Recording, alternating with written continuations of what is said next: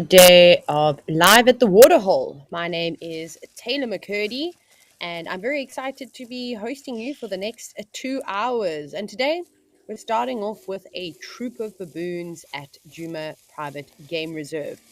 But they have been feeding here for quite some time. So I hope that they stick around for a little bit longer, but I suppose we'll just have to wait and see. Well, they're moving off to the next shady tree. But if this is your first time joining us on Live at the Waterhole, welcome, welcome. This is a live and interactive safari show where I will be narrating cameras and some highlight clips from some of the cameras over the course of the week. So if you'd like to chat to me and ask me any questions, I love that because I don't really like talking to myself or listening to the sound of my own voice, but I tend to do that a lot. You can use the hashtag WildEarth on X or Twitter, if that's what you still call it. And then, of course, if you're watching on YouTube, please, I encourage you to chat away on the YouTube chat. And if that's not doing it for you, then can you believe there's a third way that you can ask us questions? You can head on over to the WildEarth website and use the question box there. But look at this, that young chakma baboon, an infant is what we call them when they're little, I suppose, like human babies, using the wire that's been wrapped around this marula tree to assist it in climbing. Isn't that clever? Now, if you're wondering, Taylor, why on earth is there wire on the tree? Isn't that dangerous for the animals? Well, it's quite interesting. So I'm just going to give you the short version of the story, and maybe until we see some elephants. But elephants like to push down big trees. As we all know, they stretch up nice and tall, use their trunks and pull down branches. And occasionally during dry season, they'll push them over so that they can feed on the juicy roots. It looks like we're having some focus issues, but it should come back around now. And so one of the techniques that are being used to try and prevent the trees from being pushed over is by wrapping them with this mesh wire, making it a little bit more difficult. It does deter them. It doesn't stop it completely, but they have noticed a slight improvement, which is awesome. So good for this little one, can use the tree quite easily as a jungle gym now. Although I say this, baboons are really good at climbing, as we know. We've got a couple of people who have jumped on to say hello. We've got Joan Mello, hello to you. We've got Jive Bunny, who said mischief makers, those baboons. And Jive Bunny has also mentioned that the baboons like to rearrange the camera. Fair enough, I'd probably do the same thing. But they're all using the marula trees and the knob thorns just in this open area to stay nice and cool. Oh, and look at this. Look, this young baboon has now picked up, it looks like a stone, right? But it's not technically a stone. We sometimes call them stones, but it is the seed from the marula fruit. So most of the marulas have stopped fruiting already, which is pretty crazy because sometimes it goes on a little bit longer, but we haven't had that much rain this year. And all that's left is either really old rotten fruit that's dried up from sitting in the sun. It looks like maybe this baboon has either been digging in some elephant dung, or it could have just found the seed on the ground. It could have had all sorts of animals feeding on the flesh and just leaving that big stone behind. I don't think baboons, I've never really seen them get the nuts inside them, but maybe today will be the day. So if you've ever seen the seed or the stone or the pit of a marula fruit, you'll notice that they have 3 holes in them. But those holes are typically filled. Let's see. I think that's what this baboon is maybe trying to do now, or it's just trying to peel off a little bit of flesh that's left. But those nuts that are inside are very tasty, but quite tricky to get out. In fact, I have to use a hammer or a rock to smash them to be able to get them out. Of course, when you're a little rodent and you've got small little teeth, you're able to just keep chewing away and eventually pop those nuts out. And I think with the baboons, maybe with their variation of their teeth, perhaps they'll be able to do something quite similar. And Celeste, hello to you. You've said hi, Taylor. Trust a baboon to be intrepid and opportunistic. Absolutely. And Alibamba, you've also jumped on. You're saying hello. And so is Sir 50. It's great to have you all on board today. And it's nice that we're starting with a little bit of action and something different. Obviously, we enjoy watching the elephants and all the regular animals, but it's not very often that we get the opportunity to spend time with a troop of baboons. And Jinlin, you've said, "Oh, hey Taylor, it's good to see me back on live at the Waterhole." It is. It is. I will be. This is my last shift for the week. Oh no, I'm sorry. I'm gonna be back on Sunday again as well. Sorry, for a moment I forgot that I'm also going to be joining you on Sunday afternoon, which will be quite nice. Perhaps with a gin and tonic. I don't know. We'll see. Marilyn, you've also said, "Yay, Taylor's back." I was here yesterday. You missed me, but we had a lot of fun, um, which was really good. I couldn't stop talking, and I almost thought by the end of the show that I was going to lose my voice. So please feel free to tell me to keep quiet. But thank you, all of you, for commenting away and sending through some questions. In the meantime, what have you got now? Also got a marula seed, I think. Just putting in its mouth, kind of rolling it around. They still taste nice and sweet, but not really getting much sustenance unless it can get the nuts out. But it's a scorcher here in the low veld, so let's go check out what the weather says the temperature is currently at.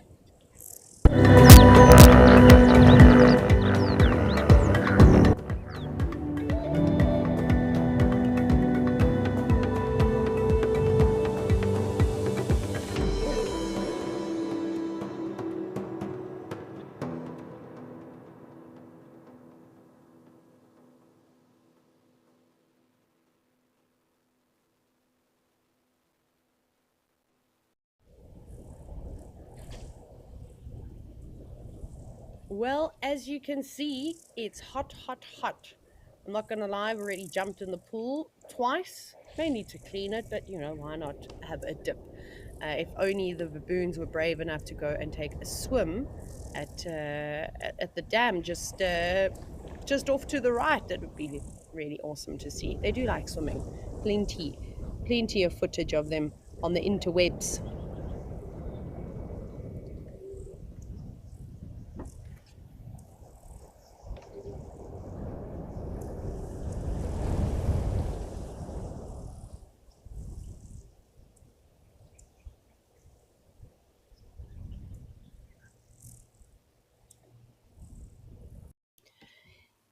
So you can see that this is a female baboon. Quite easy to tell, and she's definitely suckling a youngster. Now we can just see her rear end, but it's not always the case that will see the young baboons strapped to the side of their moms unless they're probably less than 3 months old. There we go, I can hear. Amazing. Sorry everybody, I couldn't hear like yesterday. I could hear. There we go. And I hear the wind is quite strong, but that's nice that I can actually well, yeah, it's nice to hear. Oh, there's elephants too. Look at that. And that's a small group of Inyala by the looks of it. Looks like we've got everybody here.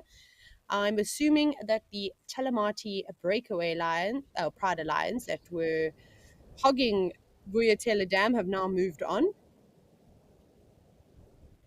And I hope that they managed to get a meal.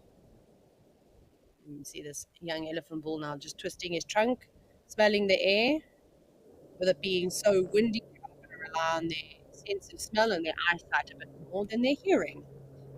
And also an aeroplane flying over. Maybe going to land at Chitwa Chitwa or perhaps at Arathusa. All the guests checking in or maybe departing after a wonderful safari.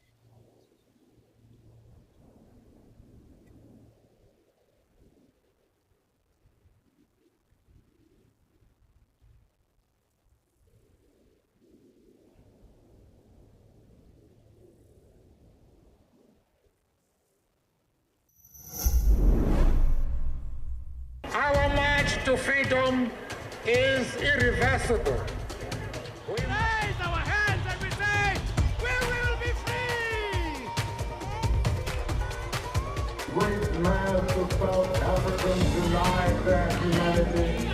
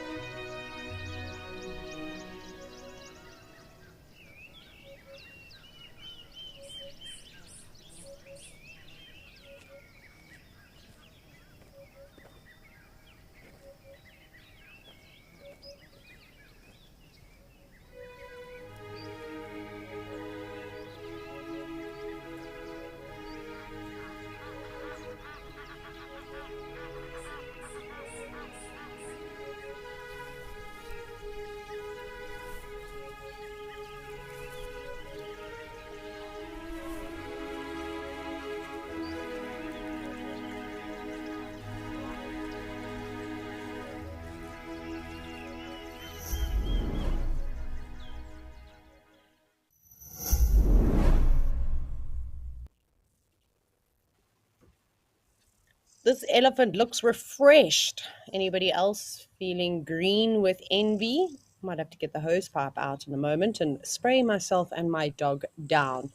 Um, but how much fun that he's wanting to stick around. Luyando, who is directing today, is saying the same thing. Don't you have aircon in the mission control?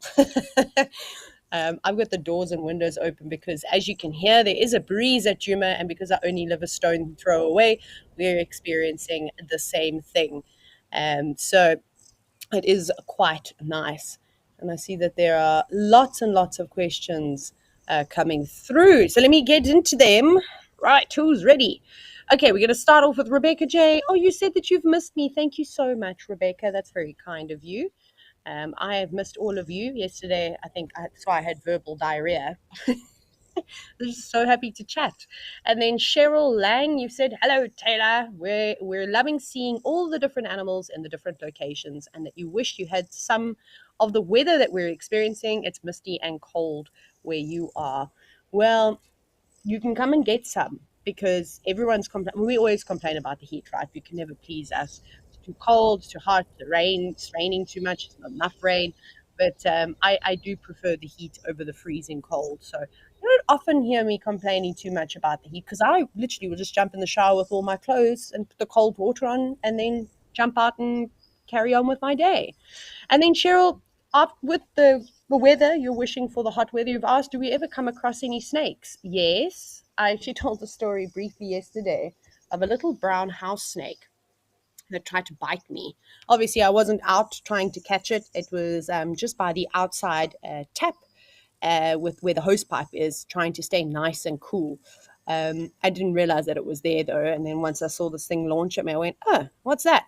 It didn't bite me. And then I just left it. I put the water on a little bit so it made it a bit cooler and it was quite happy, and then carried on with its evening. So it might even be in the house somewhere. And in fact, I worry as to how many snakes are actually living in my house. But anyways, we go with it. I had a violin spider drop on me in the middle of the night. Loved that. That was my absolute favorite. I launched myself out of bed and then I couldn't find it. And then eventually I found it and I was like, come on.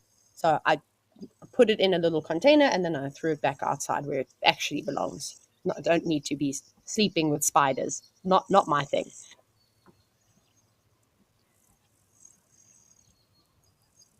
Canine Girl, you also jumping in. You said, hello, Taylor. You're just popping in and out because of work, but you hope that we all have a great day. Well, I hope you have a great day too, Canine Girl. And yeah, maybe just keep an eye on. You never know what exciting things might pass our way. But sadly, the baboons have moved on, and I see there are a lot of questions about baboons coming through now. But maybe we see them a little bit later. Or perhaps you can ask some of these questions again on the sunset safari, and maybe one of the naturalists will be able to find them for you. Although we would have better sightings on the cameras. As most of you know, humans and baboons haven't historically had the greatest relationship, and that means that they run away from us quite a bit. This elephant bull, not sure what he's up to. He's having a bit of a scratch in his back legs. He splashed himself with water. Maybe he'll come in for another sip of water. Or he might just walk on that sort of game path.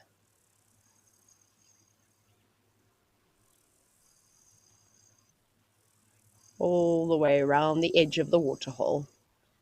No friends with him today, just on his own, which is also not unusual. We see this quite often with elephants, even the younger bulls when they're trying to find their footing and their place in the natural world. There we go, can't resist. Not having a drink just yet, still splashing himself with mud and water. And that's going to cool them down so nicely. While I was in Botswana, sadly, we found an elephant that had died. No one really knows how it died. It was in the Ngaipan National Park, and you could still see quite a bit of this elephant's skin. And obviously, I didn't touch it. We don't touch carcasses for the most part, and especially in areas where anthrax can be present.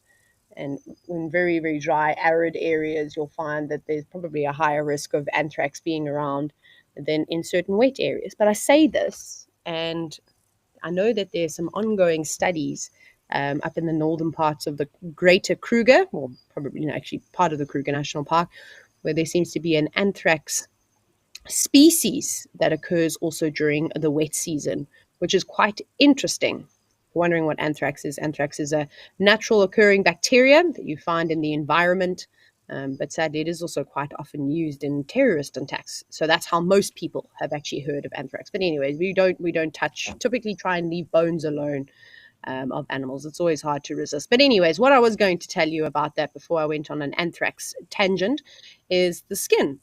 And it was just crazy to see how thick the skin was in some places. It didn't seem like much had actually fed on the elephant carcass at all, although there's not a high presence of predators in the area.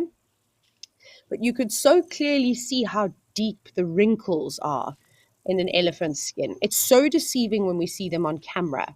I mean, when I say that those depressions in the skin, or as we refer to them as wrinkles, were a centimeter or two deep in certain spots, it was really amazing to see up close, because then you get a first-hand understanding of how important it is for them to toss water and mud over their bodies, and how, in fact, with that mud and that water getting stuck in between those grooves between the skin, will really help keep them cooler for longer. It stays nice and moist rather than drying particularly quickly. And then Ali Bamba, you've asked, how old is this elephant? Whew, that's a good question. It's always really difficult to age elephants. So we can use a number of different things to try and determine his age. But it really just comes down to genetics, right? Because not all elephants will be as big as one another. Some might be smaller. We don't know what they've been through in their life.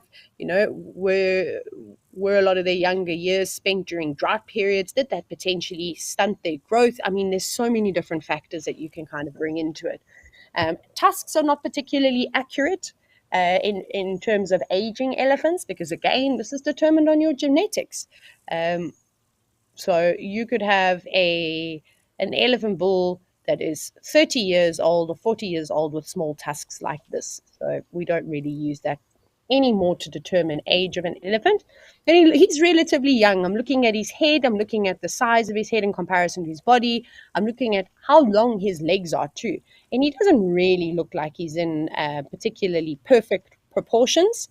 His head his head actually looks quite big for the rest of his body at the moment, but he's got those long legs. So I'd say he is a teenager, and I don't know if he'd really be in his 20s just yet. But of course, we always just estimate. So maybe you could say he's somewhere between the ages of about 18 and 22 years old. That would be my estimated or my estimate. I could, of course, be wrong. Also, sitting here, I can't really, judge. I don't have a great perspective of how large he is. I can only really compare him to the impala that ran past and the blacksmith lapwing, which is not always particularly helpful. But he is old enough that he has moved away from his natal herd and is now exploring the wilds. And he'll probably join up with some other younger bulls too.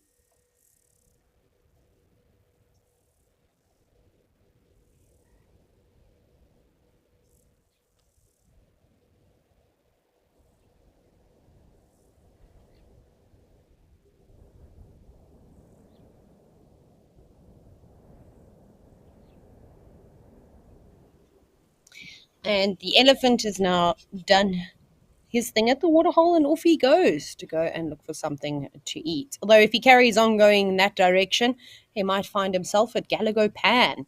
Not sure if there's still water being pumped into that little, it's an unnatural waterhole. It's kind of like the small one that's above, quite close to the camera. But I did see that there were a couple of baboons hanging around. So we're going to hopefully try and find them again. And then I can go back to all the questions that have been sent in by all of you about the baboons. So we'll see if they're going to be kind enough to hang around.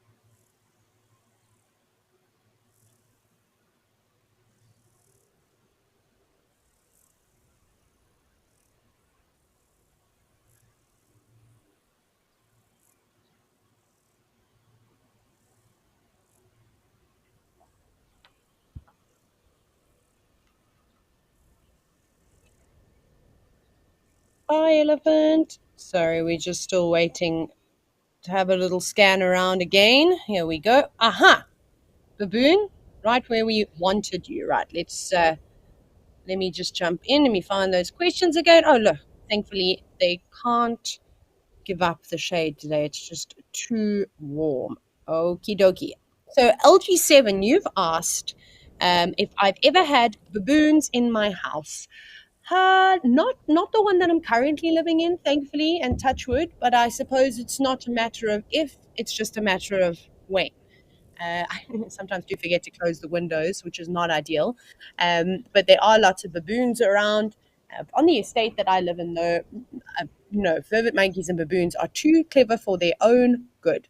And they do realize how sloppy and slack we as humans can be. And we tend to leave windows open, or we leave food around that shouldn't be left around. And once they've obviously learned how to get into a house and all the delicious treats that are inside you, they're going to keep trying. And to be honest, who can blame them?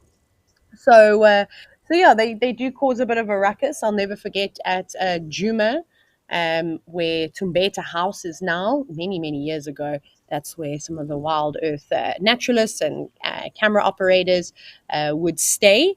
And there was so much drama because the baboons of Juma have 100% worked out how to get into houses. And in fact, how to open sliding doors, so glass sliding doors. Even if the door is locked, those baboons are strong enough, and this happened multiple times, where they'd actually just pull the glass doors right off of the railing, the sliding sort of railing, and then they would end up smashing. So you almost need to try and baboon proof your house some way. And yeah, they break everything. They don't know that they're doing anything wrong, although sometimes I think they do it on purpose, just out of spite. Um, which is always quite entertaining when it's not happening to you and you don't have to clean up the mess. But I did have vervet monkeys here once. I think it was twice, and Tucker chased them away. And I think they've learned that there's a big scary dog here now, so they don't typically come and bother me too much.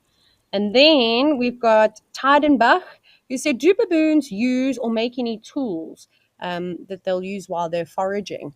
I haven't personally seen baboons sort of creating any tools and using them. Obviously, we know there are primates that do. We see it with chimpanzees, obviously, I think are the best examples of primate species, so apes that are able to, make tools and then use them. But it wouldn't surprise me. Listen, they might not be creating a hammer that is recognizable to us, but they could use rocks to break things. They might do all sorts of things. So it's not something that I've necessarily seen.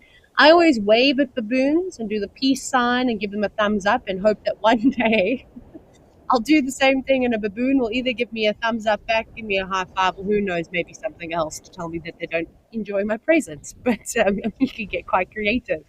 They are highly intelligent creatures and not to be messed with, of course. And then Stephen Rousseau, hello, hello. You said, do male baboons stay in the troop that they are raised in? No, not necessarily. So it's actually quite interesting. Look, there's a big male baboon right at the back behind the marula tree. You can clearly see how much larger he is than some of the other individuals. So basically what you have within the troop, they're all very social with one another, but you'll have a group of males, the oldest and the strongest and most experienced males, that will take responsibility for the safety of the troop, and they will also be doing most of the mating. But that baboons also, uh, well, they just enjoy copulation, and you'll often see youngsters mounting mature females. They kind of just mate with whoever. But anyways, it's normally the big boys. Of course, the females do prefer the biggest and strongest to sire their youngsters. So we call it an oligarchy. That's the term that is used to describe that group of male baboons that look after the troop. And they'll chase away any predators, so things like leopards, especially.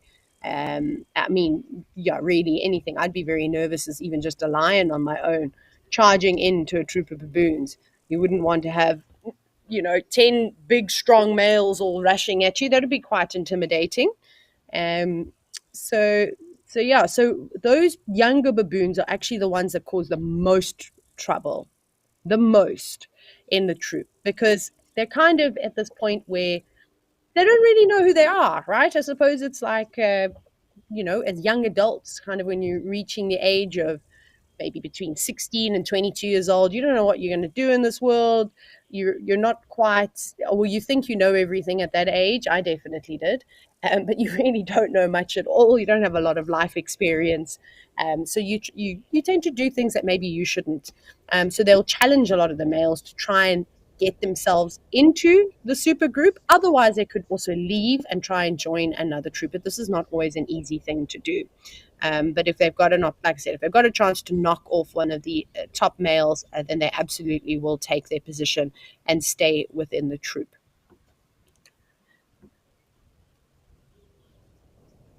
And then, Celeste, you said, will a baboon really kill a lion? Is that possible? Well, one baboon versus one lion, definitely not. But don't underestimate the strength of lions. I don't know if it's ever been recorded that a troop of baboons have killed an adult, let's say a lioness, because it's unlikely that baboons would be able to kill a male lion, right? Um, but it has been recorded where baboons have killed leopards before. I know there's a story in Botswana that is often talked about, and the amount of times that I've seen troops of baboons chasing leopards is scary, and those leopards run for their lives. And again, actually, a sighting that I think it was Jamie had many, many years ago of Tundi, late queen, Tlalamba's mother. I can't remember if it was Tumba and I think it was Tumba's sister, because she had two cubs at one point, where there was an incredible footage. It was a live sighting where baboons chased Tundi, and it was just crazy to kind of see.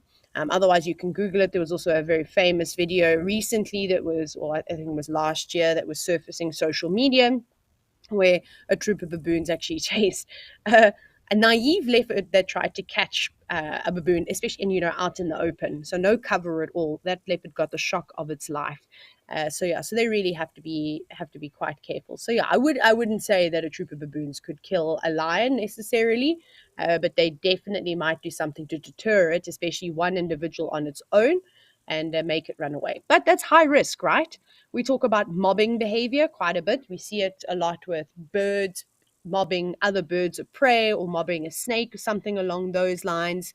And it's kind of a risk. Do we try and chase the predator away, or do we just hide away and kind of fend for yourself type of thing?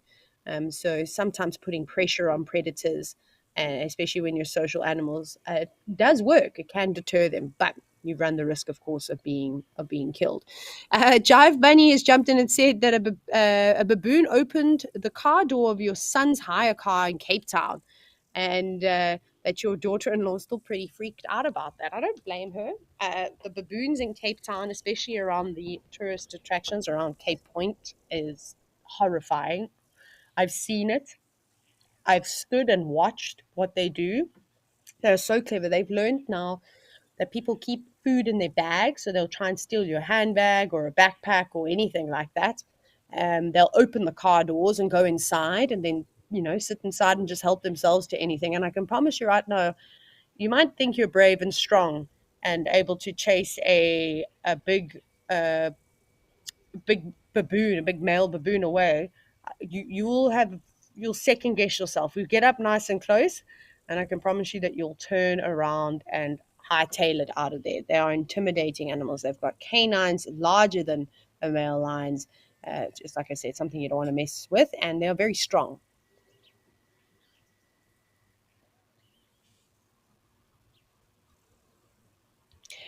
Canine Girl, you said if a new male takes over the troop, will he kill the babies? Like with we see in a lot of predators. So infanticide is something that we see quite often with lots of different animals. It doesn't just happen with the predators. You see zebras are notorious for doing it, and so are hippo bulls. Not necessarily, and the reason why I say that is because it's not just one singular male that's controlling the troop. It's a group of males. So he's most likely been in the troop beforehand, so it doesn't make any sense for him to kill the offspring. He'll just mate with whichever females are in estrus. So I wouldn't say that that's something that necessarily happens. What can happen, though, is if pregnant females are harassed consistently by other members of the troop, it can stress them out so much that they can have a miscarriage. So yeah, interesting, but I can't say that I've ever seen or heard of a young baboon being killed, for the infanticide terms. Good luck if one individual, I think, kills another baboon in a troop, right? I think there's going to be big trouble, big trouble. I don't think that they would really stand for something like that.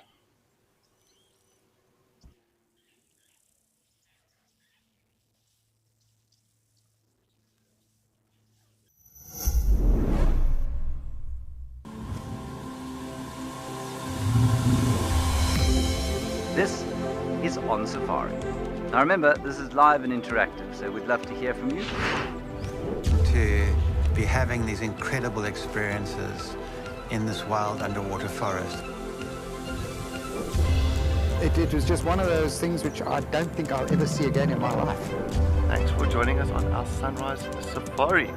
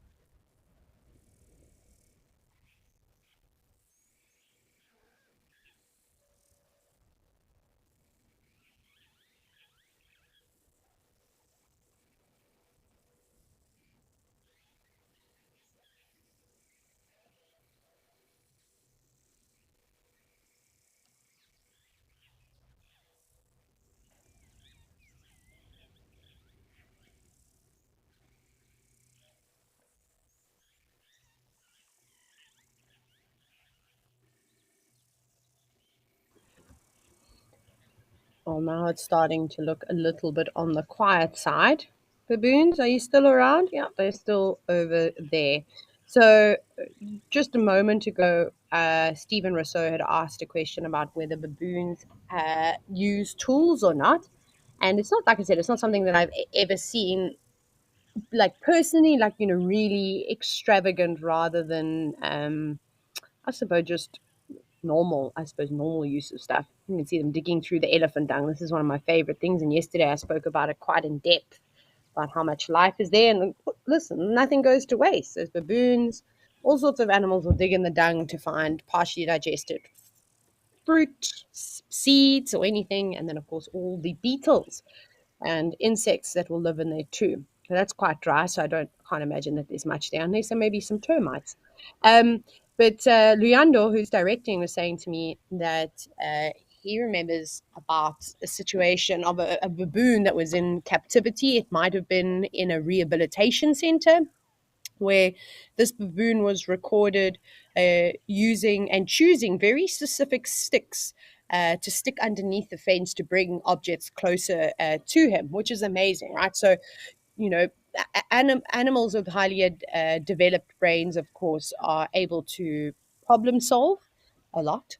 And, it makes me sad to hear about something like that. The reason why I think it's maybe sad because it's maybe that the baboon wasn't able to, feed consistently. As we see, these animals will just forage the entire day. It's not like they're sitting one and eating one big meal. It's little bits. You know the saying, eat like a bird? Just little bits every now and then. It's the same thing with the baboons. Of course, if they can gorge themselves on fruit or something else that's around, they are absolutely going to do that. But normally, that's not necessarily the case. Like now, marula season is coming to an end. There might still be some trees with fruit, I suppose, and they're starting to have to use more of their resources. So to me, that also says that maybe this animal was understimulated. It could have been that it was injured and it wasn't able to move around too much. But I think when you also start to see things like that, it's just like, what can I do to keep myself kind of busy? So amazing. So they absolutely can use tools of all sorts, and but like I said, not going to necessarily be creating a screwdriver or making their own chainsaws or anything like that. It'll be very, very basic tools, if I can kind of use that word. Oh, Ali Bamba, you've said who would be the strongest primate in relation to their size? So if we incorporate primates and apes, sure, that's a tricky one. Hey, I mean, you look at orangutans. I mean, they're obviously amazing and highly endangered species. They're pretty strong. We look at gorillas, right? They're enormous and could drag an adult human quite easily by their big toe and drag them around and pull them up on things. Um, I I sometimes stress a lot about chimpanzees, and I've never seen chimpanzees in the wild before, and I don't know if I want to. I'm terrified. I think I've watched too many movies, but they're just quite scary. And I've had some people who have said that they look like they're looking straight into your soul. When you are able to see them in some wilderness sort of areas. So I don't know. I think it's either between a gorilla or a chimpanzee and an orangutan. I think it's going to be somewhere around there. I mean, obviously baboons are incredibly strong, but they're not as large. I have told this story before, but I'll very quickly tell it again. When I was training to become a guide, you don't listen. I still don't listen sometimes. I'm a terrible listener. But I was obviously told don't walk around with headphones in your ears because you can't hear anything. And I was glued to my phone. I think it was in between lecture. I might have been listening to bird calls, to be quite honest. And I was walking back to my room. It wasn't in a big five area. The camp was separate. It was actually training on Amakala, and they had a separate area where the camp was for the trainee guides at Uluvani. And I managed to walk into a troop of baboons. So again, they're around the lodge. They're used to people, and they had a pretty good relationship with all of us. I used to sit and watch them all the time. So as I was walking, I got stuck in this troop of baboons, but they didn't seem too bothered by me. But I obviously stopped and panicked and took my headphones out immediately and went, how on earth do I get through this now? Um, and there was this massive baboon male next to me, and he lifted up not a rock, it was like a boulder, with ease with one hand, and grabbed something underneath it, and then carried on. And I just kind of stood still, and the troop slowly moved off, and then I walked to my room. But when I came back again and the troop was gone, I just couldn't stop thinking about how did this male baboon lift this boulder up with one hand and with ease? And I tried to move it, and I'm obviously not the world's strongest woman, right? But I'm pretty strong. I could not budge it. I could not move it at all. And that was the day that I truly realized how strong and powerful baboons are. So yeah, I mean, also the fact that one was, able to rip a sliding door off of the railing and remove it completely also speaks volumes for their strength. Peter, you're wondering how many baboons are there in a troop? Well, it varies for a number of different things. We don't see monstrous troops in South Africa. I say monstrous. It's not. I'm not using it as a bad word, but just in terms of just so many. Actually, poor choice word there. Apologies, everyone. But anywhere between, you could have 20 individuals right up to, I've read, troops exceeding over 100. But I think that's quite excessive. Maybe you could uh, put it somewhere between 35 and 60 individuals within a really big troop of baboons. But that also just depends on food availability, that type of thing. And Catherine, you've jumped on and you've commented and said you think that chimpanzees are the strongest, and you also said certainly the scariest. You can see one of the it looks like one of the ladies that work for Juma, just walking back to Voyatella camp, also keeping an eye on the baboons. They're sneaky. And these baboons are careful. As they're sitting here and moving around and foraging, it looks like they're not up to no good, but they're scouting too to see, is anybody around in the main area? Could we quickly pop into the lodge, perhaps raid the rusk jar or steal a tin of sugar? Anything along those lines. And then I think this is Leander that's commented this. Apparently, a 5-year-old chimp can fight and beat a Springbok rugby player. Don't say that too loudly to the Springbok rugby players. They might be offended. I can imagine. I would not challenge a baboon, a gorilla, an orangutan, and a chimpanzee for certain. I'd let them be. If they wanted my car keys and my car, I'd hand the keys over and open the door for them. I definitely would be fighting back. I'd give them absolutely everything that they need. And you can see them; they're slowly moving closer and closer. The owners of Juma have their house in the direction where the baboons are going. So they could also be going to just check and just have a little look-see. But it is nice and shady as they head up into that area. So again, they're not going to stay in one place and just feed the entire day. They just constantly move from place to place.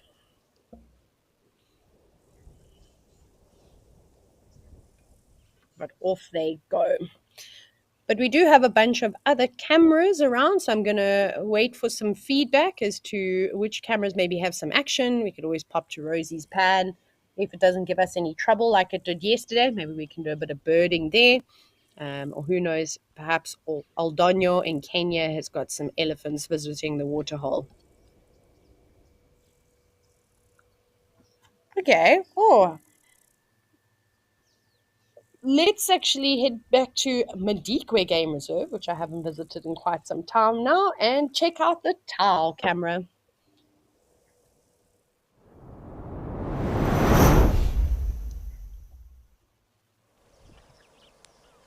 Ah, look, look, look. Even the water here has dried up substantially. But like I said, we're in dire need of rain. Last time I spent some time here at Tower Lodge on live at the Waterhole, this area was pretty much covered in water as there were some recent rains. But this is vanishing far too quickly. But as the water subsides, though, it does present the opportunity for more feeding grounds, especially for birds that like to probe in the mud. Now that they can kind of walk comfortably through it. And there's some spoonbills, there's yellow-billed stork, Egyptian geese, and a couple of other things in between the grasses. And then, of course, zebra and wildebeest in the background. They are typically residents around this waterhole, and they have to be because they need to drink once a day.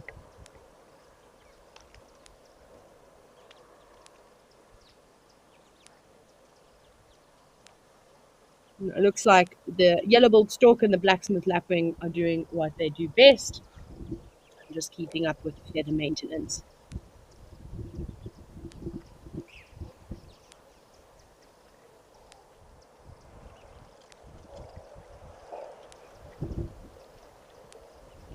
We're going to have a little look around now and see what else is out and about. A couple of young wildebeest having a bit of a tussle. Zebra just staring in our direction. Oh, look, a grey heron. Some more zebra and wildebeest. Looks like most of them have already had a drink and are now moving off and away from the waterhole. Avoiding all this green grass. Well, they know that even though we can't see them, there are plenty of crocodiles just lurking about, and they don't need much water to conceal themselves. So a wise choice. But I bet that the zebra and wildebeest look eagerly in this direction and dream of feasting on the green grass. You quite often see the waterbuck coming out and sort of feeding in the swampy areas.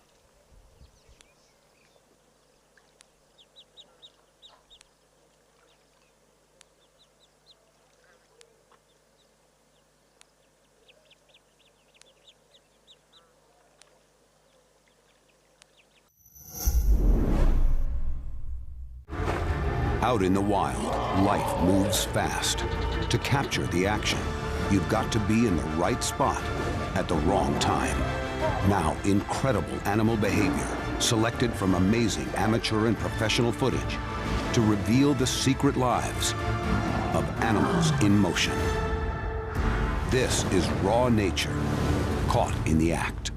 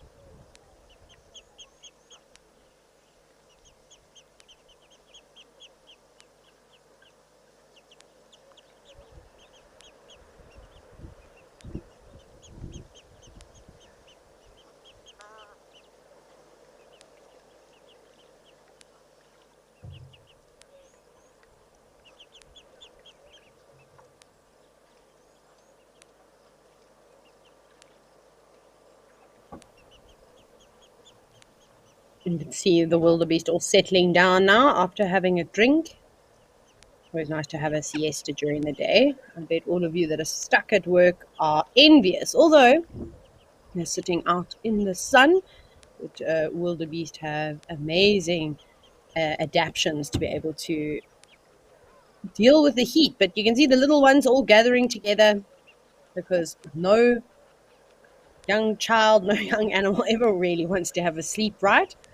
They always are difficult to get them to settle down. So of course they'll just keep one another entertained, and they might go enjoying. There's a couple of little ones having a siesta now, but these three look like the Three Stooges, like they're up to no good.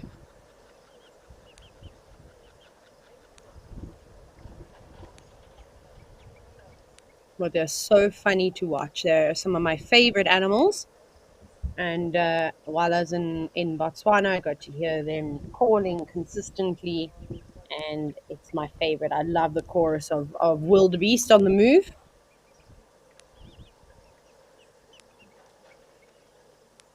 Yeah, you can see the youngsters just pushing and shoving one another with those horns coming through as well. They'll be having a lot of fun with those, learning how they work, but not really hurting one another. Those are just kind of gentle nudges.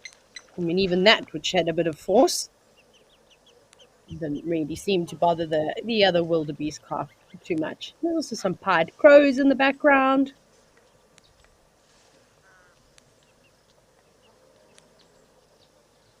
And Joan Mello, you've said that you'd actually like to see a crocodile sunning itself. I suppose we can always have a little look around and see if we can find a crocodile that is out in the open. We had a quick scan. I didn't really see anything, but sometimes it's even too hot for the crocodiles, so they could stay in the water. Early in the morning is always the best time to see crocs out sunning themselves.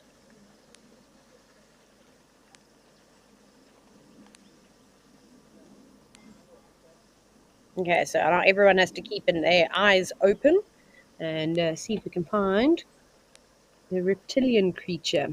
I'm looking for even just little head and nostrils popping out on the surface of the water, but nothing just yet. And sometimes we see the crocs out on the sand on the right.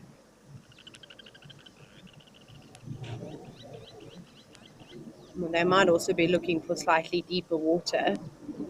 We'll just have to figure out where that is. Oh my goodness, look, the birds are going crazy though. That African spoonbill, loving life. All the little crustaceans and fish and anything else that's living in there, all getting caught in these shallow pools of water, making it much easier, much higher success rate, of course, of catching something if you get stuck in there. And lots of little three-banded plovers. Those are those tiny birds, and that's the Egyptian geese on the right. So don't worry, Joan, I haven't forgotten. We will just keep scanning around as we watch these birds, and maybe we see a little crocodile snout pop out.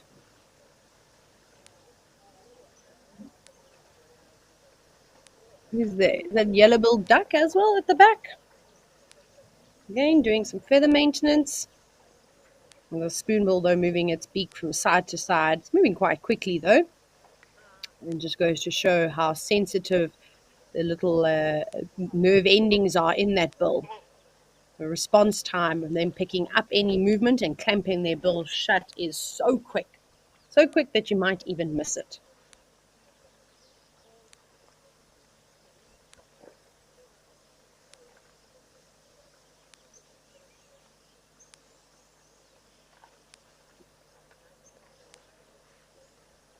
You can see where this bird gets its name from. The yellow-billed ducks, their call always reminds me of Daffy Duck. Not quite the same. Oh, there you go, big wing flap, stretch of the wings. Also, as they ruffle like that, they'll dislodge any of the loose feathers that they've been working around. Hi, Jenna from the UK. You said, having never been to Botswana, is some of the wildlife different there? Yes, so you get some different antelope species. I suppose the lechwe is the most common ones. There'll also be different bird species that you maybe don't see in South Africa that you could see in Botswana. Otherwise, they pretty much have very, very similar wildlife. But in terms of the habitat, the environments that these animals are living in, it's so diverse as it is in South Africa. But Botswana, obviously, being quite well known for the Okavango Delta and all the waterways. And so that's great. You can go on boats. There's like lots of streams. Some areas up, especially in the northern parts of the country, or north, sort of a little bit to the west, probably more central. No, not central, more northern parts, around the Moremi area, around the Kwai area, and then of course around the Delta. During rainy season, kind of floods, which is absolutely beautiful. And then you move just a little bit further south into the west of those areas, and then you start to get really dry, arid zones where the salt pans start. So, what were once super lakes millions and millions of years ago that have now dried up and only fill up with the rains that come. But yeah, this should still be lovely and lush and filled. But like I had a big conversation about it yesterday, um, about just the lack there of rains, which is going to throw a spanner in the works, of course, for all the wildlife. But it's really beautiful, though, Jenna. We're so spoiled on this continent. There are so many amazing places to go and visit that are also diverse. Somewhere that's up on my list of places to go is Angola. I'd love to head out there. There's a common moorhen with the white coloration on the wings, yellow legs, got a red beak. I think there was another one also moving through the grass a bit earlier.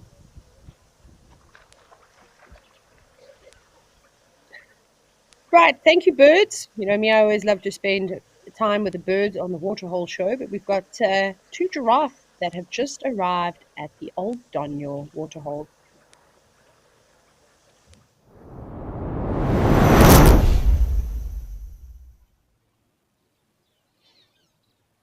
Here we are in Kenya. Isn't that crazy? Just the click of a button, and we're in a different country. So these are Maasai giraffe, covered in oxpeckers at the moment. Are you coming or are you going for a drink? Sometimes they come to the water's edge and then walk away and eventually have a drink. But like I said, they might have already been here. And now just kind of standing, ruminating as they love to do. You can see them chewing away and gazing off into the distance. But we also have the chance to do a bit of birding. Oh, what was that? Didn't anyone see that? It ran off to the left. It was like a little mongoose or something. It disappeared in the grass. It looked quite light colored, but it's probably gone now.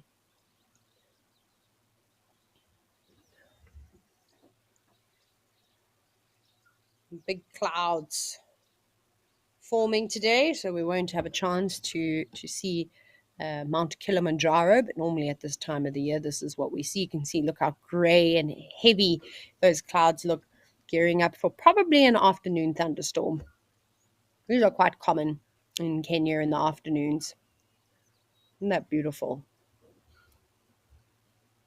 It's also really cool. You can try and get an amazing screen grab when those oxpeckers fly off to the right as they are silhouetted against the sky. A nice action shot. Don't think I'd be able to pull it off, though. I need a camera in my hand. But the taking of screenshots is, sure, that's a whole different sport.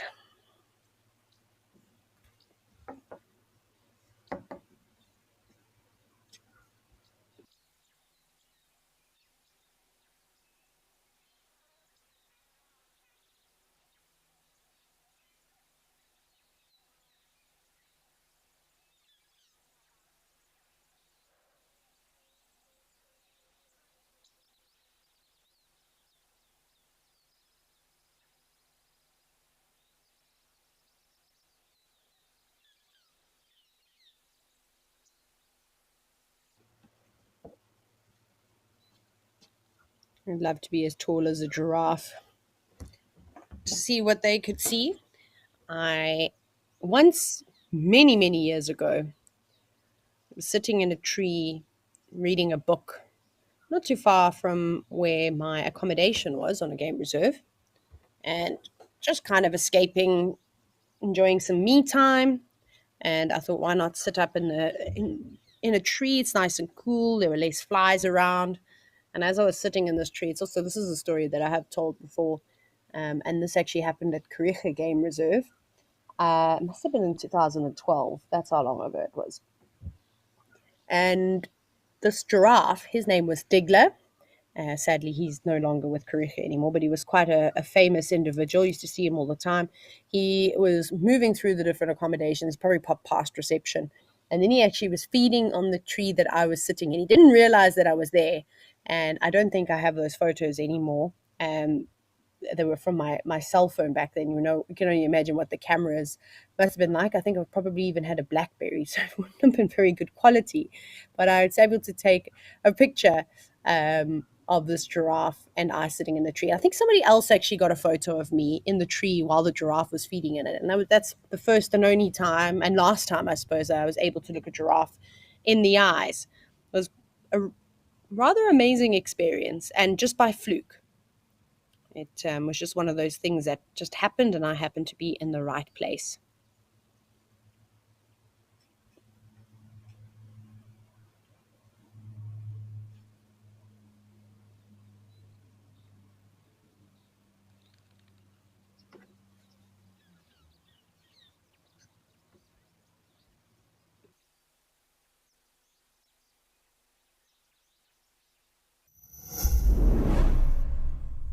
If you are a driven nature enthusiast with a background in communications, then this message is for you. WildEarth is calling for volunteers to moderate our web and social media chat platforms during our live broadcasts. Do you keep up with the latest trends on social media? Do you have quick fingers and a sharp eye? Then we're looking for you. To apply, email your CV to us at jobs@wildearth.tv. Join the WildEarth team today. WildEarth, connecting with nature.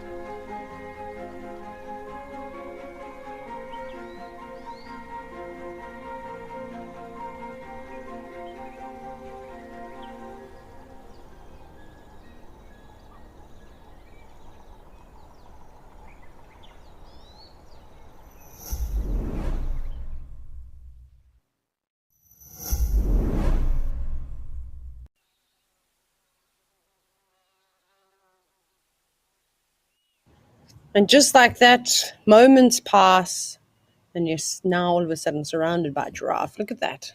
1, 2, 3, 4, 6, 7 giraffe that I can see.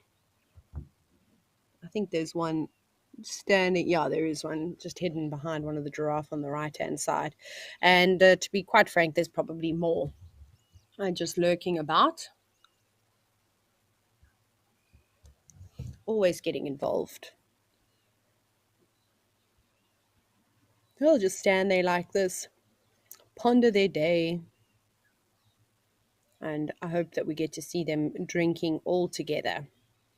It's normally something that we see in dry season with all the different animals around, but there's so much water in East Africa and specifically Kenya and in this area that they really could probably just drink from a puddle if they wanted to.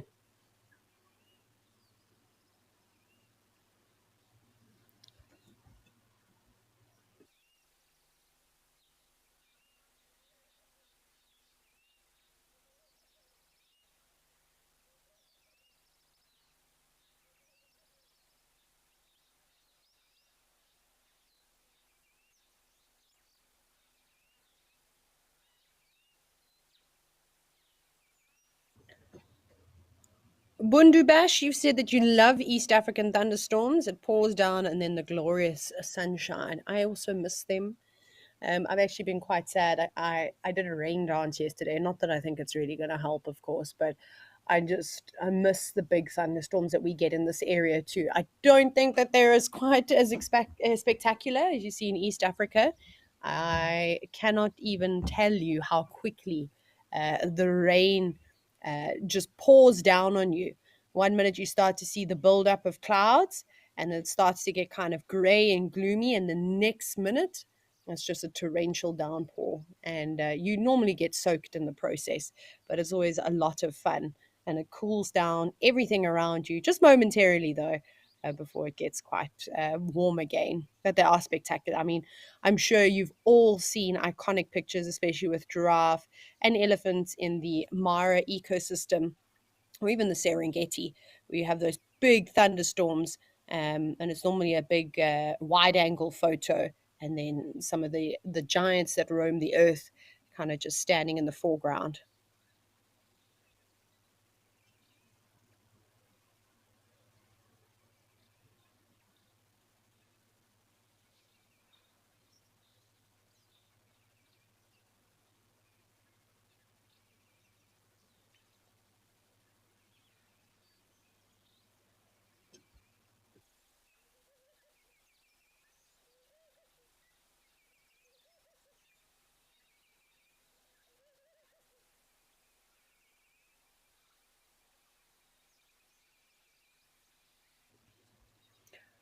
Here's an interesting question from Gary70. You said, do giraffe have the same spots, but they just get bigger as they do?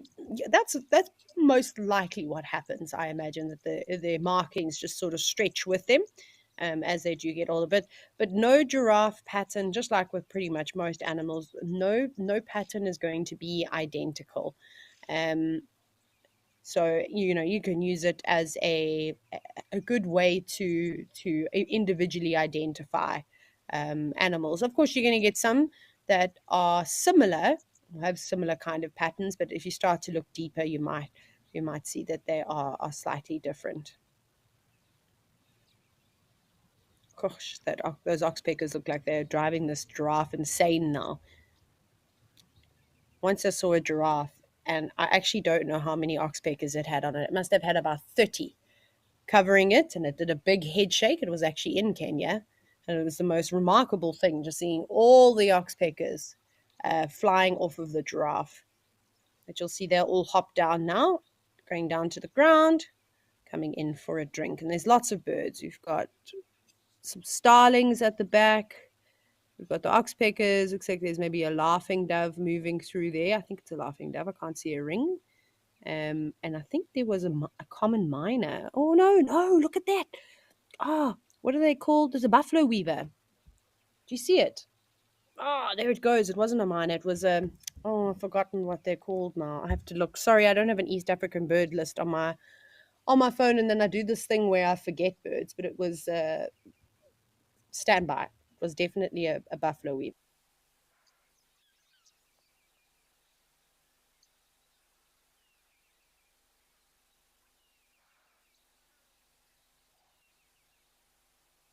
Aha, it was a white-headed buffalo weaver.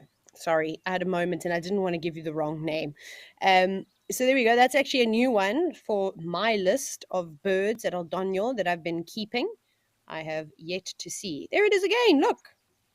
Do you see it? Now, unfortunately, this camera takes a bit of time to zoom in, so I don't know if we're going to catch it.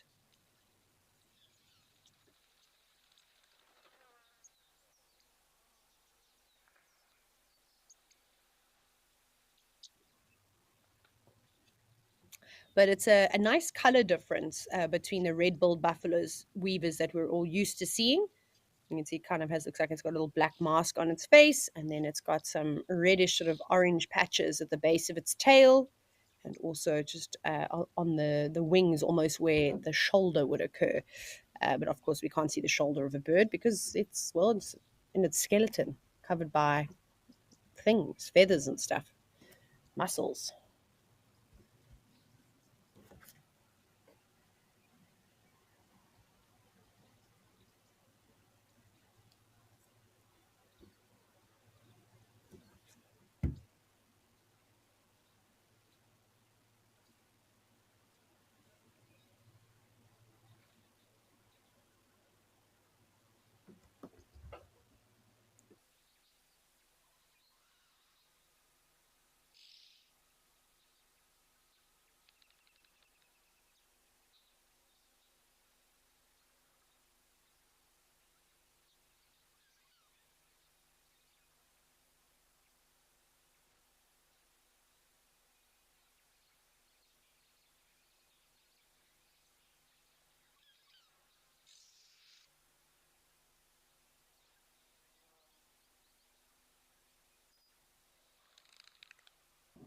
Patricia, you have said that this is a real African scene. Absolutely. It truly is, especially with so many giraffe. And now you can see that there are far more than 7 individuals here. And for the most part, they look like males. It looks like there's a female just standing in the middle. But giraffe are really social creatures, as new studies are suggesting, which is so fascinating. So I'm so excited to see what develops in the next couple of years about giraffe social structures and the fact that females are typically closely related to one another and that the males are very social too.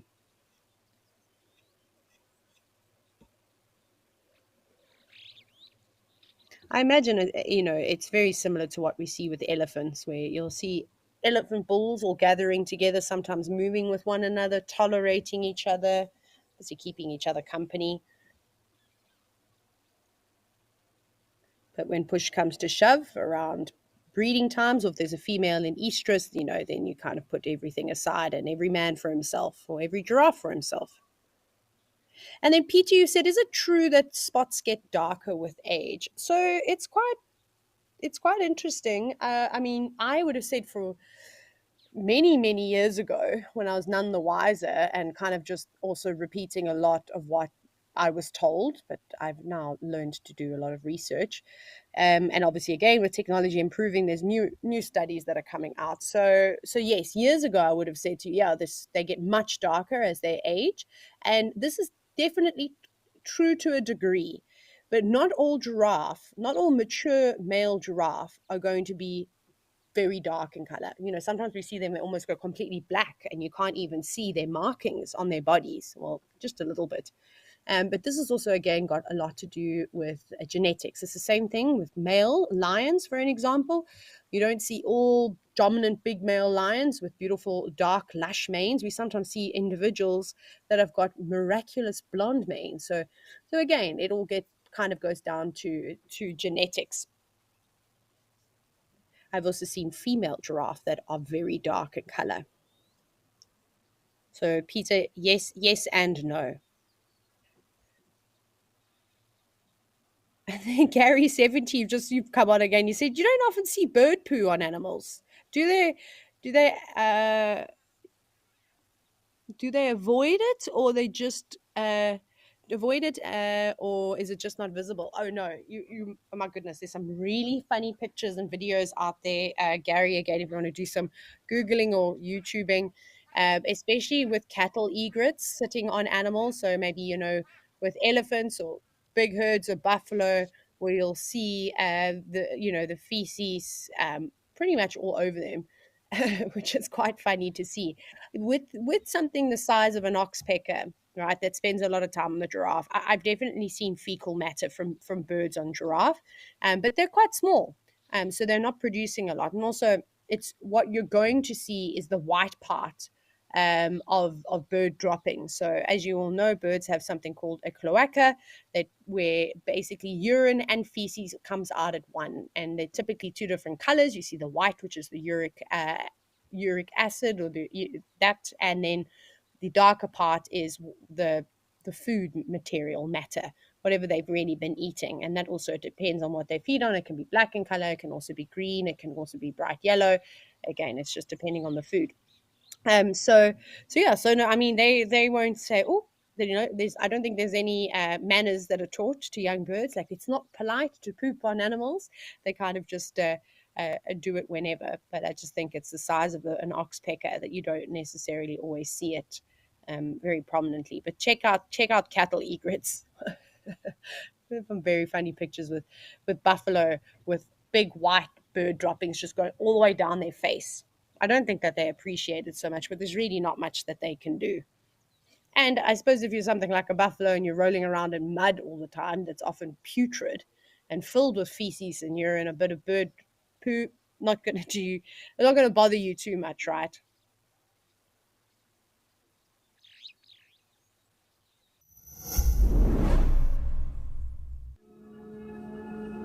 Better is more than a word to us.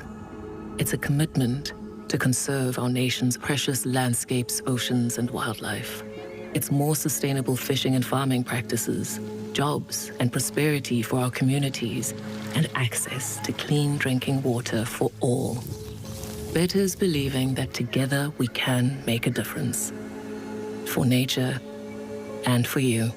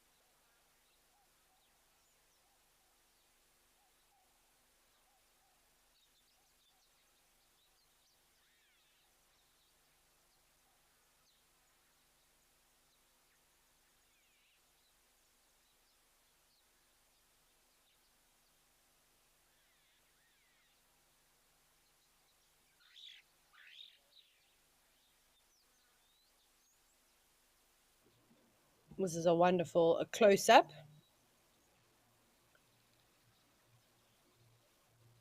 of this giraffe.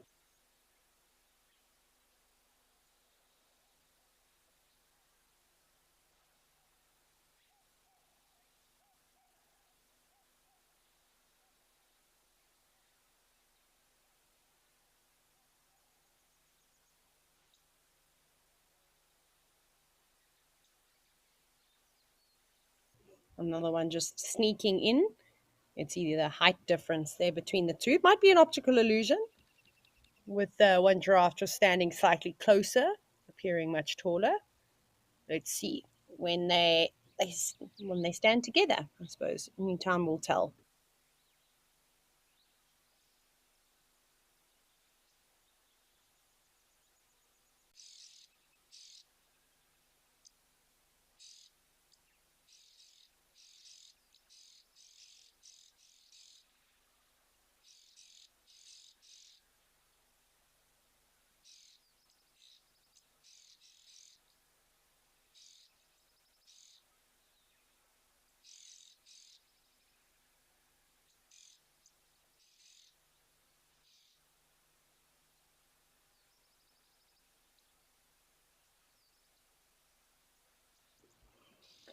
Peter, you've mentioned that the oxpeckers are having a great day. Absolutely, many giraffe to choose from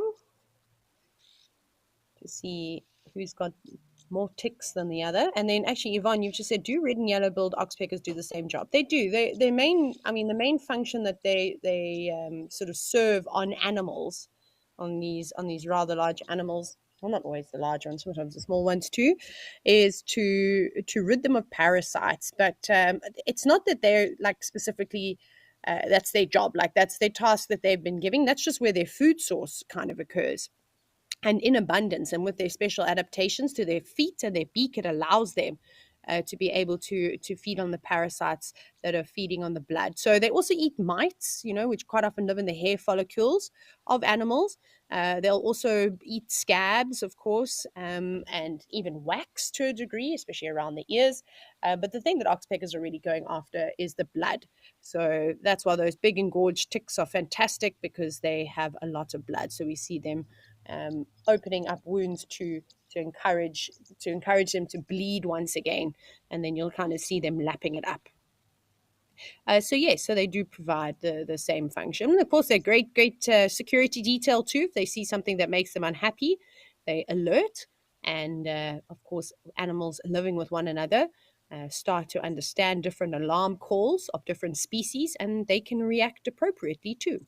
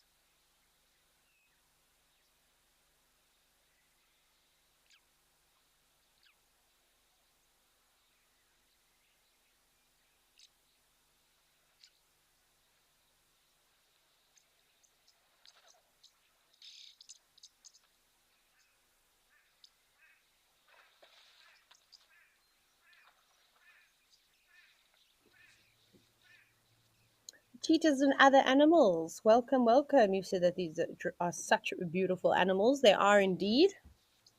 Especially when you, well, not especially, it always makes me chuckle how awkward giraffe look when they drink. There's not really anything graceful about them, but when they're standing up with their heads in the sky, then of course they are beautiful and graceful. And when they walk, but running and drinking, maybe not their strong points. But I suppose they just do the best that they can. Oh, loads of birds around now, especially when the giraffe moved their legs.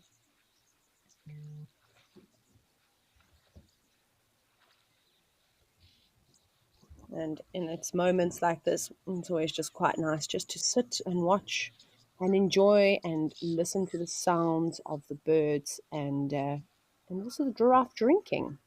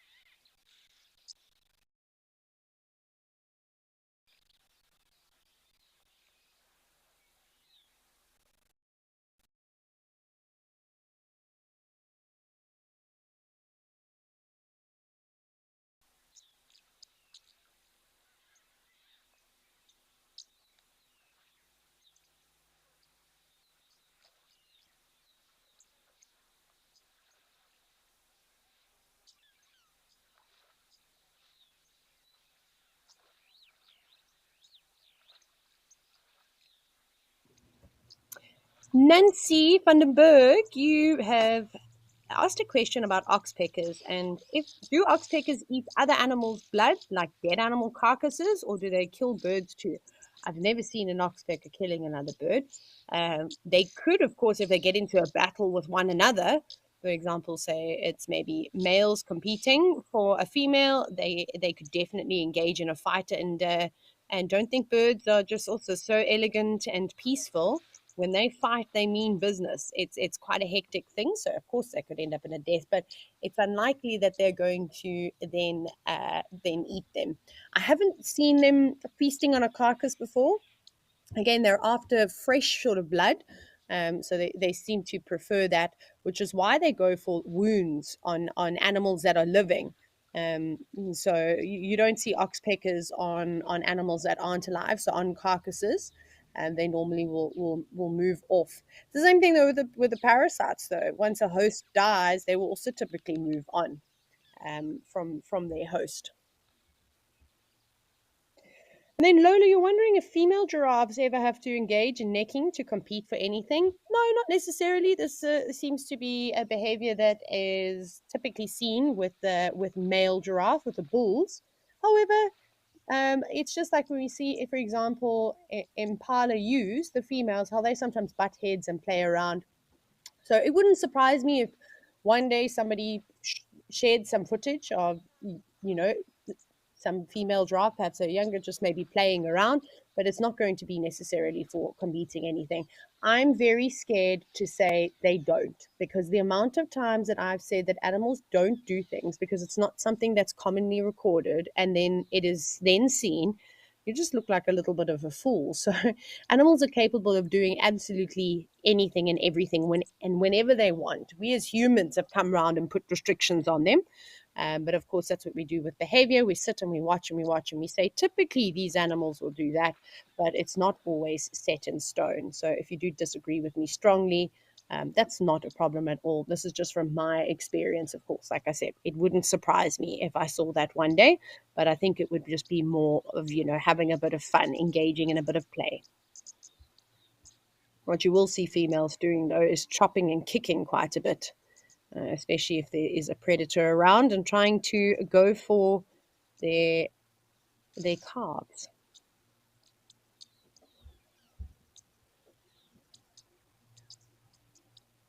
Now you can see the oxpeckers hopping around quite nicely, very chatty.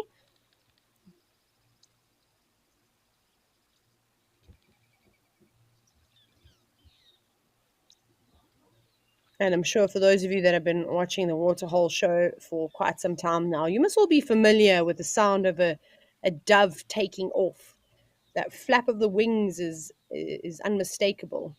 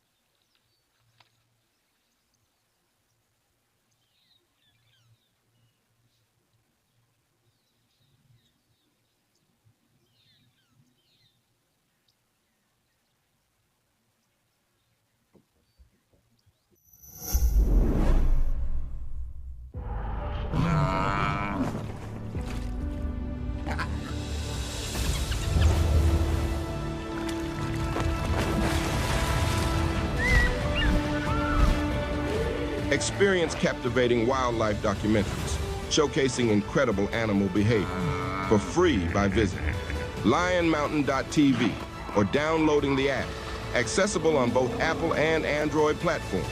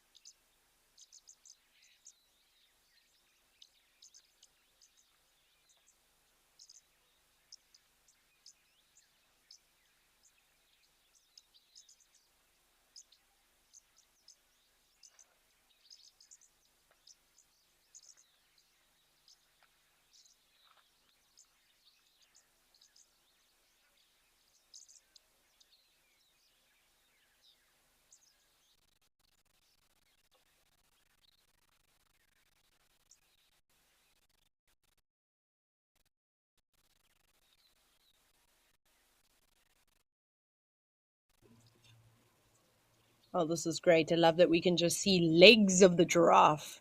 And there are a couple of comments that have come through. I think my favorite one so far is from Mrs. Hippie, who says, Giraffe's favorite song, Bring Me a Higher Love.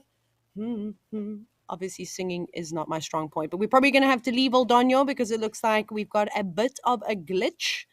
So sorry about that, everyone. Let's see where we are going to go. Or maybe it's just on my side. Perhaps I need to refresh.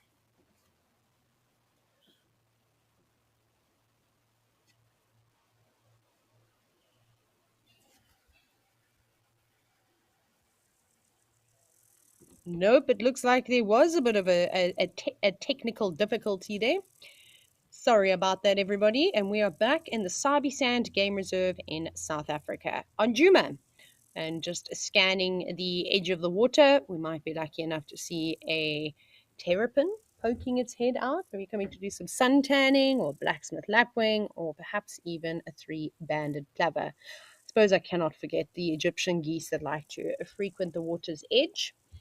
Maybe we'll see the last gosling that is left in the care of the two adults that spent most of their time around the dam, but I haven't seen them today.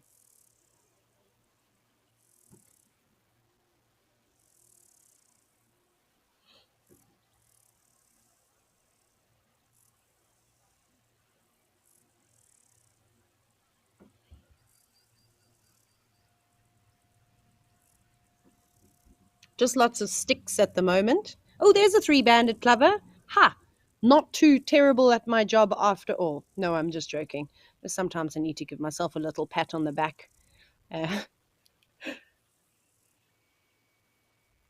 can quite easily see why they are called a three-banded plover. Those markings are quite bold and striking, and a very small bird.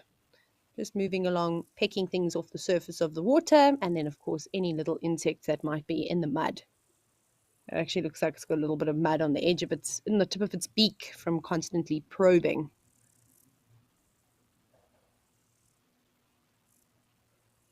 You can also hear all the insects in the background, that sort of zitting, and I can't even make that noise, but you get what I mean. Maybe they're definitely not cicadas that are making that sound. Maybe some grasshoppers rubbing their legs together.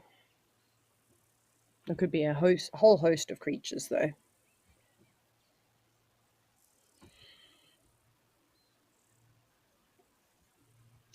I bet this little three-banded plover is happy, though, that it's not being harassed by the blacksmith lapwings that normally move around here. And then Nancy, I don't know if you actually saw the dragonfly that zooted past. There was another one there, this little three-banded plover. But you've said when a dragonfly is most active, so they're diurnal. So they spend a lot of time during the day because their diet consists of catching flying insects, and there are obviously a whole bunch more flying insects during the day than there are at night. There obviously are a lot as well. But they eat like little flies. They sometimes catch bees. They love mosquitoes. So you can also see them quite active just as the sun is setting, that sort of crepuscular period, the last bit of light, when you do start to see a lot more insects gathering over the water's edge. You'll see them quite busy. And then they'll find a comfy little place to perch, whether it's a blade of grass or on top of a reed. And then that's where they will stay for the rest of the night until the morning comes around and they can start their day all over again. But you'll see there's plenty of dragonflies around here. And in fact, Vuyatela Dam is one of my favorite places, as you all know, if you have seen me on the live drives, the live safaris. I regularly spend time on the dam wall, hoping to add a new species to the list. But the last few times that I was back at WildEarth last year, I didn't have much luck with the dragonflies. But again, I suggested I think it's due to the fact that we just haven't had a lot of rain. I haven't seen half of the insects or arthropods that I normally see when we have good rain.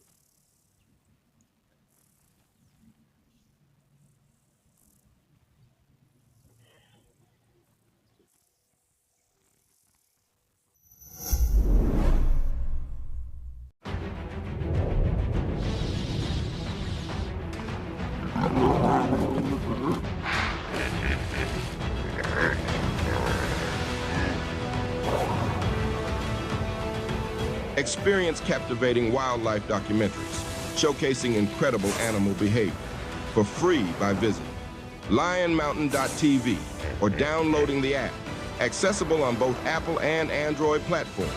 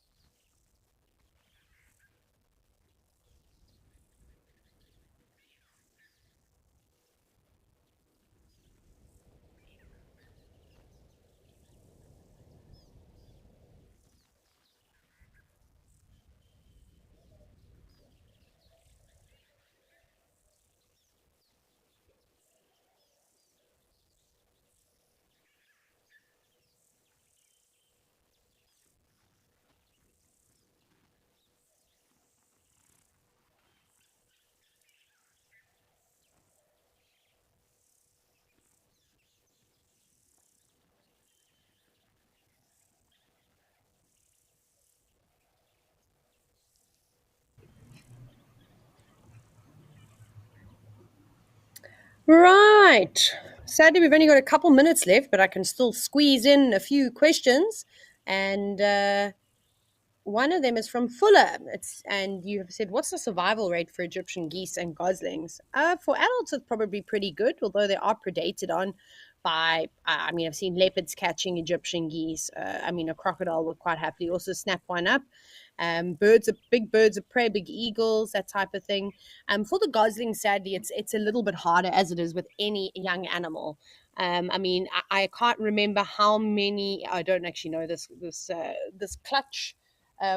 Almost clutch this the group of goslings that this particular pair of Egyptian geese had and how many they were. I think I was told yesterday, but I've already forgotten. Maybe there were like 10, and now there's just the one left.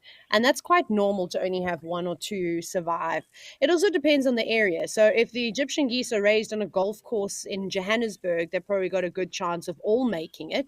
But out in an area like this where there are a lot of predators around, they naturally are just going to drop like flies. Egyptian geese try to be the best parents that they can be. They're very protective over their young. But I think this is also quite, well, actually, no, Wetila Dam is probably not the worst place to raise the youngsters, as there is quite a bit of vegetation and coverage just around the dam itself. So they can make a run for it. In other areas, like, around Treehouse Dam, for an example, which is another water hole that you'll see on the live drives at on Juma, that's probably not as great. They've got to travel a fair distance before they can make a run for it to the tree line, and that's going to be invaluable for their safety while they are younger. But there's been a juvenile African fish eagle that's been hanging around the waterhole, and fish eagles absolutely love to prey on Egyptian geese, and in fact, it forms quite a big amount of their diet. So they don't just, of course, just eat fish.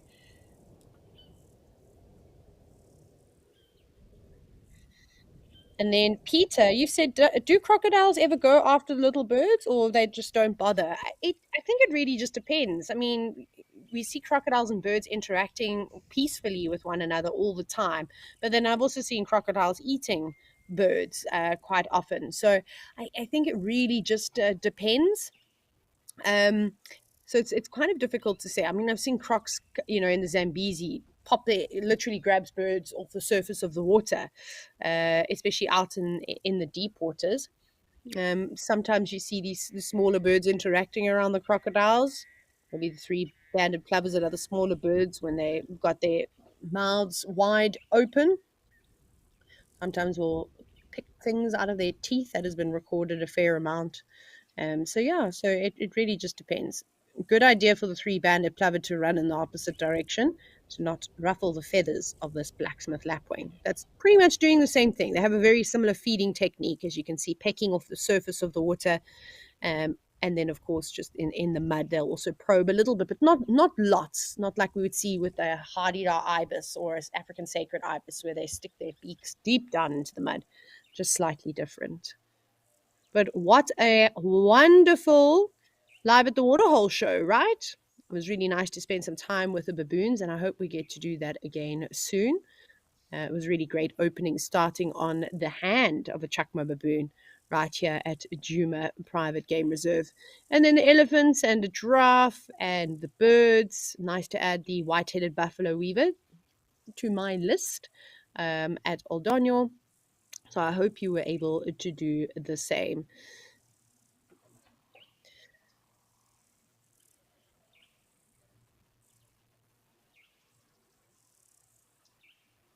And start to hear more of the birds starting to chirp, getting a bit more active as the heat of the day. Well, it's still pretty hot, but it's not as hot as what it was at 12 o'clock, that's for certain.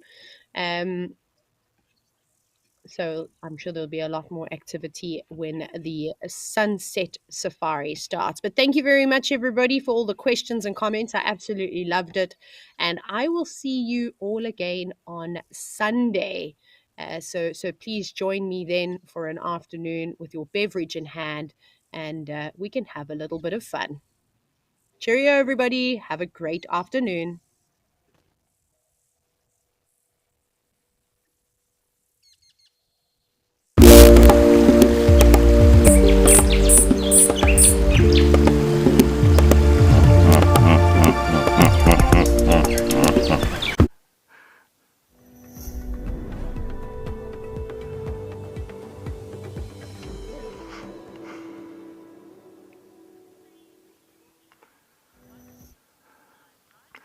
Well, a very good afternoon to everybody. Once again, thanks so much for joining us on another highlight show here on Safari.